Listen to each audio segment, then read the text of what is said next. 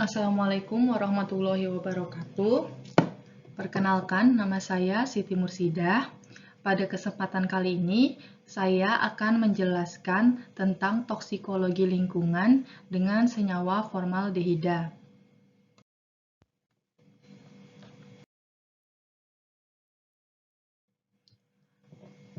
Yang pertama adalah poin bahasan yang akan saya bahas pada kesempatan kali ini. Ada 6 bahasan untuk formaldehida. Yang pertama adalah deskripsi toksikan, yang kedua adalah sumber toksikan, yang ketiga adalah karakteristik toksikan, yang keempat adalah rute dan jumlah paparan, yang kelima adalah penanganan toksikan, dan yang terakhir adalah kasus.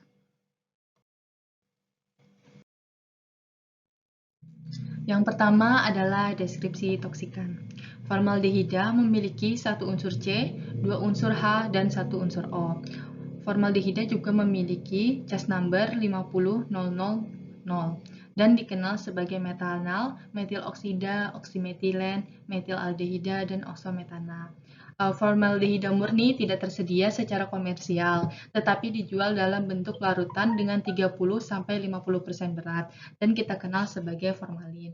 Formalin mengandung 37% aldehida, dan sisanya adalah metanol dan air.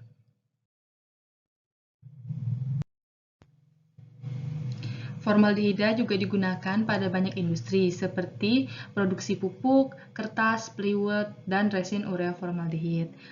Untuk di kehidupan sehari-hari, formaldehida banyak digunakan sebagai antiseptik, obat-obatan, kosmetik, sabun cuci piring, pelembut pakaian, lem, perekat, kertas, plastik, dan beberapa jenis produk kayu.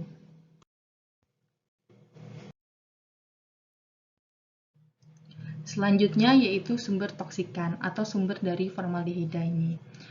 Untuk sumber formaldehida sendiri terdapat dari 4 sumber.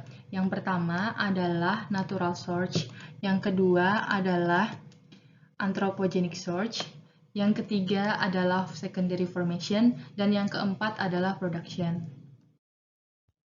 Untuk sumber toksikan yang pertama, yaitu natural source, secara alami terdapat di lingkungan dan merupakan produk dari berbagai proses alam. Formaldehida dilepaskan selama pembakaran biomasa seperti kebakaran hutan dan semak. Oleh organisme hidup, pada level rendah dikeluarkan oleh bakteri, alga, plankton, dan vegetasi. Di dalam air sendiri, formaldehida ini dibentuk oleh iradiasi zat humat oleh matahari. Selanjutnya adalah anthropogenic source. Anthropogenic source ini berbeda dengan natural source, di mana anthropogenic source ini dapat terjadi akibat dari kelalaian oleh manusia. Anthropogenic source ini juga berasal dari sumber langsung seperti saat pembakaran bahan bakar, industri on-site, dan pelepasan gas dari bahan bangunan dan produk konsumer. Pelepasan formaldehida di industri dapat terjadi selama produksi, penggunaan, penyimpanan, transport, dan pembuangan produk sisa. Selain itu, pelepasan formaldehida di industri juga dapat terdeteksi pada emisi pabrik kimia, tekstil, penyulingan dan pengolahan batu bara, produk kehutanan, manufaktur otomotif, dan industri produk logam. Pada tahun 1997, kendaraan bermotor di jalan adalah sumber langsung terbesar formaldehida yang dilepaskan ke lingkungan di Kanada. Selanjutnya, yaitu sumber toksikan ketiga adalah secondary formation.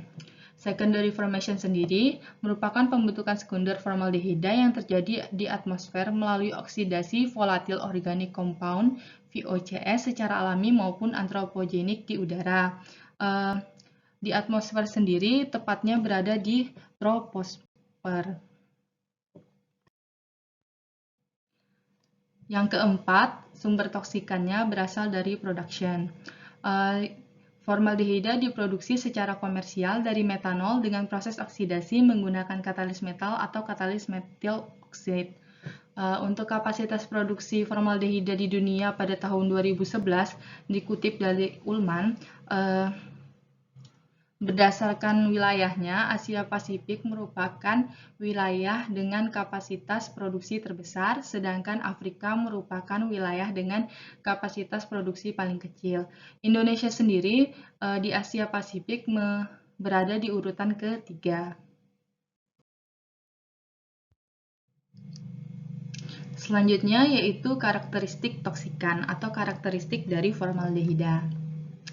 Pada suhu ruang, formaldehida ini berwujud gas dan baunya sangat menyengat. Formaldehida juga mudah larut di dalam air, alkohol, dan pelarut polar lainnya.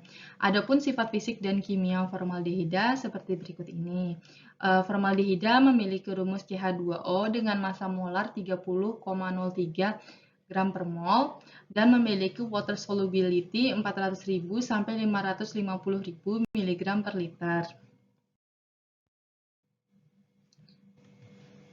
Untuk identifikasi bahaya dari formaldehida ada 4. Yang pertama adalah mudah terbakar, di mana gas dan cairan formaldehida ini mudah terbakar. Yang kedua, beracun. Dapat beracun apabila tertelan, terhirup, dan kontak dengan kulit. Yang ketiga, yaitu resiko kesehatan. Dapat menyebabkan kulit terbakar, kerusakan mata, iritasi, saluran pernapasan, pusing, gangguan gen, kanker, dan merusak organ. Dan yang terakhir adalah bersifat korosif. Selanjutnya yaitu data dari Standar National Fire Protection Association, di mana terdapat 4 warna. Warna biru sebagai bahaya kesehatan, merah sebagai kemudahan terbakar, kuning adalah tingkat reaktivitas, dan putih untuk peringatan khusus. Pada health hazard berada pada skala 3, yaitu paparan sesaat dapat menyebabkan masalah serius atau menyisakan sisa walaupun sudah diberikan penanganan medis. Selanjutnya, untuk fire hazard berada pada skala 2, artinya harus dipanaskan atau terkena suhu yang cukup tinggi agar dapat terjadi nyala api. Yang ketiga, reactivity berada pada skala 0, artinya stabil walaupun terkena paparan panas dan tidak reaktif dengan air. Untuk rute dan jumlah paparan dibagi menjadi 2, yaitu paparan terhadap manusia dan paparan terhadap lingkungan. Pada manusia sendiri, terdapat 3 rute, yaitu melalui dermal atau kulit, melalui oral atau mulut, dan melalui inhalasi. Selanjutnya, untuk lingkungan, melalui 4 rute, yaitu udara, air, tanah dan sedimentasi, serta biota. Untuk paparan pada manusia dapat terjadi melalui paparan dalam ruangan dan paparan luar ruangan. Pada paparan dalam ruangan, formaldehida yang berada di dalam ruangan berasal dari berbagai sumber seperti udara luar, makanan, minuman, dan lain-lain. Sedangkan untuk paparan luar ruangan, formaldehida yang berada di luar ruangan ini tidak seberbahaya dengan formaldehida yang berada di dalam ruangan, dengan rasio bahayanya di atas 1. Formaldehida apabila terkena kulit akan menyebabkan kemerahan, kulit gatal, dan kulit terbakar. Apabila tertelan akan menyebabkan mual, muntah-muntah, pusing, gangguan jantung, kerusakan saraf, kejang, bahkan koma dan kematian. Apabila terhirup bisa menyebabkan rasa terbakar pada hidung dan tenggorokan, sukar bernafas, sakit kepala, dan dapat menyebabkan kanker paru-paru. Dan apabila terkena mata, bisa menyebabkan mata merah, gatal, berair, dan kerusakan pada mata. Untuk paparan pada lingkungan, formaldehida yang dilepaskan ke udara dapat berasal dari sumber alami maupun industri. Proses pembakaran memiliki peran besar dalam pelepasan formaldehida ke udara. Salah satu sumber utamanya adalah dari knalpot otomotif dari mesin yang tidak dilengkapi oleh catalytic converter. Ada kasus di mana dengan penambahan catalytic converter dapat mengurangi jumlah formaldehida di udara dan terdapat penurunan beberapa persen. Selanjutnya yaitu formaldehida yang dilepaskan ke air ini berasal dari pembuangan air limbah industri yang diolah maupun tidak diolah, dari produksinya, dan dari penggunaannya dalam pembuatan resin yang mengandung formaldehida. Formaldehida juga dapat dibentuk dalam air melalui proses fotokimia, tetapi hanya menjadi sumber kecil. Selanjutnya, formaldehida yang dilepaskan ke tanah dan sedimentasi dapat terjadi melalui pembuangan industri dan pembuangan limbah yang mengandung formaldehida. Ada potensi pelepasan formaldehida dari lokasi limbah berbahaya di mana terdeteksi kandungan formaldehida dalam sampel tanah yaitu 1 dari 26 lokasi. Dan untuk biokonsentrasi dari formaldehida adalah 0,19 sehingga kemungkinan terjadinya bioakumulasi pada biota sangat kecil. Selanjutnya, untuk data toksisitas dari formaldehida ada 3, yaitu data untuk toxicity to human atau pada manusia, yaitu 0,2 mg per kilogram dari berat tubuh sebagai acceptable daily intake pada manusia, inhalasi sebesar 0,04 ppm per hari, dan berdasarkan data IRC, toxicity to human-nya dapat menyebabkan karsinogenik. Untuk toxicity to animal atau pada binatang, LD50 secara oral atau sebesar 500 mg per kilogram yang dilakukan pada tikus, LD50 secara intravena sebesar 87 mg per kilogram, LD50 secara dermal sebesar 270 mg per kilogram. Sedangkan untuk data ekotoxicity-nya, LC50 sebesar 15 mg per liter selama 96 jam pada Leuciscus idus dan LC50 juga dengan jumlah 41 mg per liter selama 96 jam pada Cracdanio radio. Berikut adalah data untuk paparan yang terjadi pada manusia dan hewan, di mana pada manusia apabila paparannya melalui rute inhalasi dapat menyebabkan berbagai penyakit dan masalah seperti masalah imunologi, neurologi, reproduktif, development, genotoksik, dan kanker.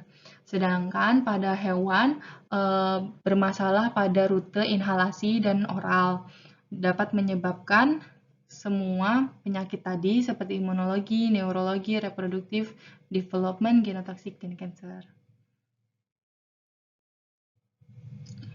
Untuk penanganan toksisitas, yang pertama adalah penyimpanannya, di mana formaldehida harus disimpan pada wadah tertutup rapat di tempat kering, sejuk, berventilasi baik, dan harus dijauhkan dari panas dan sumber api, yang mana kita ketahui bahwa formaldehida ini mudah terbakar. Selanjutnya, untuk penanganannya, gunakan hanya di lemari asam kimia, jangan menghirup uap, dan kenakan alat perlindungan diri. Untuk pembuangan limbah sendiri, tempatkan limbah dalam wadah berlabel dengan tutup segel, dan buang isi dan wadahnya ke tempat pembuangan yang telah disetujui. Apabila terjadi kebocoran limbah, maka evakuasi dan konsultasikan ke ahli, pastikan ventilasinya baik, dan jangan berdiam di arah angin atau tumpahan dan kebocoran, dan hapus sumber api. Untuk pembersihannya sendiri, caranya adalah dengan menggunakan penyerap inert, gunakan alat anti percikan dan peralatan tahan ledak. Apabila terjadi kebakaran, maka gunakan CO2, bahan kimia kering, atau busa untuk pemadaman.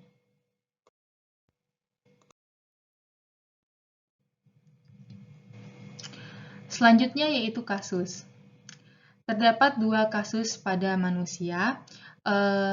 Pada kasus pertama, pria berumur 84 tahun dan pada kasus kedua, pria berumur 39 tahun. Keduanya sama-sama ditemukan meninggal, di mana pada kasus pertama ditemukan format dalam darah sebanyak 0,37 gram per liter, dan pada kasus 2 ditemukan format di dalam darah sebanyak 0,72 gram per liter. Untuk kasus pada lingkungan, pada tahun 1994, formaldehida dalam emisi kendaraan ditemukan meningkat sekitar 13% dalam waktu 2 bulan setelah kandungan oksigen rata-rata bahan bakar terjual di wilayah San Francisco. Selanjutnya, untuk kasus yang ada di Indonesia, dari CNN Indonesia pada tahun 2018 dilaporkan bahwa takjil mengandung formalin marak di sejumlah daerah. Yang mana kita tahu di Indonesia, formalin sering disalahgunakan menjadi bahan pengawet makanan, padahal formalin ini sangat berbahaya apabila dikonsumsi oleh manusia.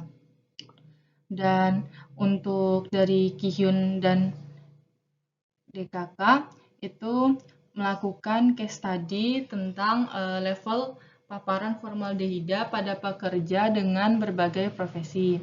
Dapat kita lihat di sini bahwa pekerja dengan profesi di tempat plywood atau particle board production workers itu memiliki exposure range yang paling besar sekitar 0,28 sampai dengan 3,48 ppm. Yang mana kita tahu sebelumnya bahwa plywood ini merupakan salah satu industri yang menggunakan formaldehida. Berikut adalah daftar pustaka yang saya gunakan. Kurang lebihnya mohon maaf. Wassalamualaikum warahmatullahi wabarakatuh. Terima kasih.